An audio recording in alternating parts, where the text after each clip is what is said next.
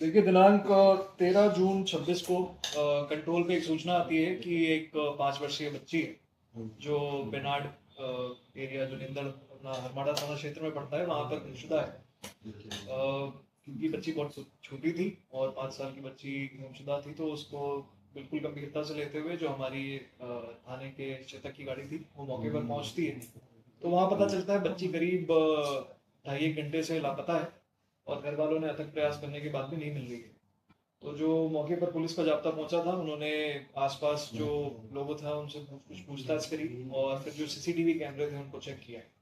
CCTV कैमरे में वो देखते हैं कि बच्ची रोड पर खेल रही थी और बच्ची के सामने वाले घर की एक महिला आती है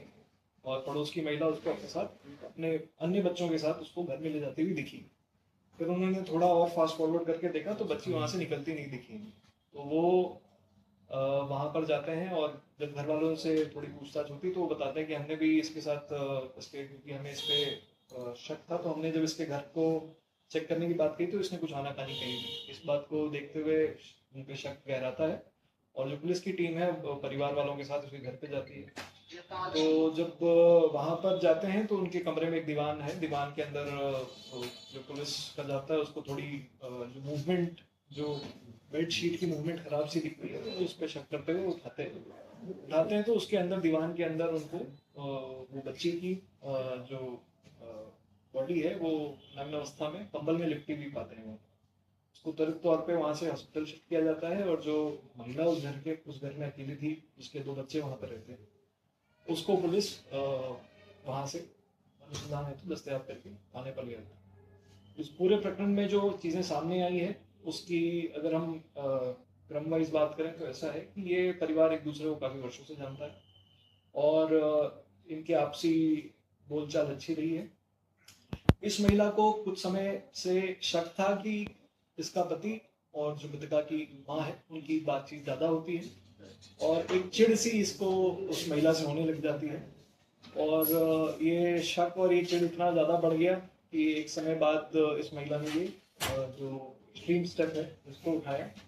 ये किसी ना किसी तरीके से उस जो महिला है जिस पर इसको शक था उसको परेशान देखना चाहती थी। डिप्रेशन, इसके जो वर्ड जिसने यूज किए थे वो ये था कि मैं उसको डिप्रेशन में देखना चाहती थी। तो आज इसको जब ये उस दिन जब इसको मौका मिला तो इसने ये अपनी विपरीत मानसिकता को दिखाते हुए उस बच्ची के साथ उसके पहले कपड़े खोले और उसको फिर कंबल में लपेट कर जिंदा उस बॉक्स में डाल दिया और दम घुटने से काफी क्रूर तरीके से उस बच्ची की हत्या कर दी। पोस्टमार्टम रिपोर्ट में भी यही चीज सामने आई है। जब इस महिला से इस बारे में पूछा गया कि ये कपड़े क्यों उतारे, तो इस महिला ने बताया कि इसकी योजना ये थी कि शाम जब देर रात हो जाएगी, लोग सो जाएंगे, तो वहाँ बेड बॉक्स में से वो बच्ची को निकाल के, क्योंकि बच्ची नग्न अवस्था में थी, तो कहीं जाकर इनके घर के आसपास वो फेंके आएगी और इस पूरे मामले को एक जो अन्य मोड़ देने का उसका इरादा था ताकि शक इस पे ना जाके किसी पुरुष पे जाए। तो काफी शातिर तरीके से इसने इस क्रूर घटना को अंजाम दिया। परंतु जो मौके पर पुलिस अधिकारी गए थे जिनकी जिनकी इसमें विशेष भूमिका रही, एएसआई हरी सिंह और कांस्टेबल रामकिशोर और धर्मपाल, उन्होंने